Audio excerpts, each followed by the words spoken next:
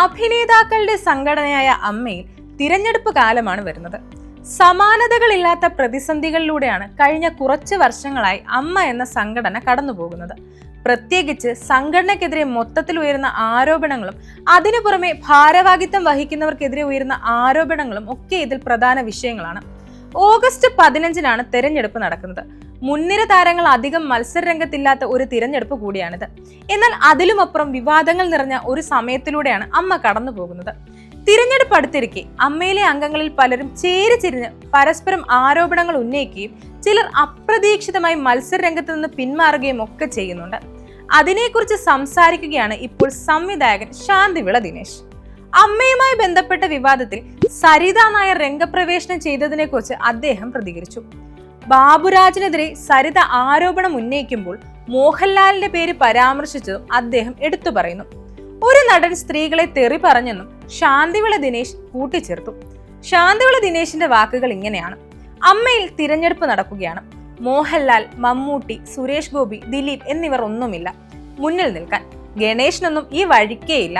അതിന് താഴെയുള്ള ആൾക്കാർ ഒന്നായപ്പോൾ ഞാനാണ് രാജാവ് എന്ന് കരുതി ഓരോന്ന് കാണിക്കുമ്പോൾ ആണും പെണ്ണും എല്ലാം തെറി വിളിക്കുന്നത് കേൾക്കുമ്പോൾ രാജിവെക്കുന്നത് കാണുമ്പോൾ 15-ാം തീയതി എങ്ങനെയെങ്കിലും കഴിഞ്ഞു കിട്ടിയാൽ മതിയെന്നാണ് ഞാൻ അടക്കമുള്ളവർക്ക് തോന്നുന്നത്. ഒരു പാനൽ ഉണ്ടാക്കി ജനറൽ ബോഡിയിൽ പാസാക്കി എടുക്കേണ്ടതാണ് അമ്മ പോലെയുള്ളവയ്ക്ക് ഭൂഷണം. ഇനിയെങ്കിലും പാനൽ അവതരിപ്പിക്കുക. തിരഞ്ഞെടുപ്പുകൾ ജനാധിപത്യപരമാണ് എന്ന് പറഞ്ഞു നടക്കരുത്.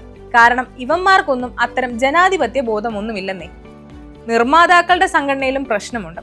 അവരെ ഒരു തരത്തിലും സംഘടനയിൽ ഇനി അടുപ്പിക്കരുത് എന്നാണ് എനിക്ക് പറയാനുള്ളത്. നിലവിൽ അമ്മ പ്രസിഡന്റ് സ്ഥാനത്തേക്ക് ദേവനും ശ്വേതാ മേനോനും മാത്രമാണ് മത്സരിക്കുന്നത്. ദേവൻ തോൽക്കുമെന്ന് ഉറപ്പാണ്. അതറിയാത്തത് അദ്ദേഹത്തിന് മാത്രവും. കാരണം അദ്ദേഹം ഒരു പാവമാണ്. അൻസിബയും അനൂപ് ചന്ദ്രനും തമ്മിൽ പ്രശ്നമുണ്ടായി.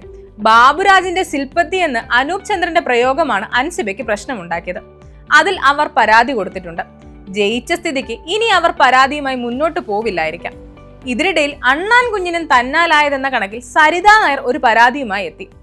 തന്റെ അനാരോഗ്യവും അസുഖവും പരിഗണിച്ച് മോഹൻലാൽ കുറച്ചു തുക ബാബുരാജ് വശം എനിക്ക് തരാൻ കൊടുത്തുവിട്ടിരുന്നുവെന്നും ആ തുക KSF-ലെ സാമ്പത്തിക കുടിശ്ശിക ഒഴിവാക്കാനായി വകമാറ്റി ചിലവഴിച്ചുവെന്നാണ് സരിത ആരോപിക്കുന്നത്. സരിതയുടെ കാര്യം പറയുമ്പോൾ നമുക്ക് വേണമെങ്കിൽ ഒരുപാട് ചോദ്യങ്ങൾ ചോദിക്കാം. KSF-ൽ നിന്ന് 40 ലക്ഷം കുടിശ്ശിക അടച്ചു തീർത്ത പേപ്പറും ഗൾഫിലെ ചില ബിസിനസ് ബന്ധവുമായുള്ള പേപ്പറുകളും സരിത പുറത്തുവിട്ടു. ചികിത്സാ സഹായം ചെയ്യാൻ തക്കവണ്ണം ബന്ധം സരിത നായരുമായി മോഹൻലാലിനുണ്ടോ?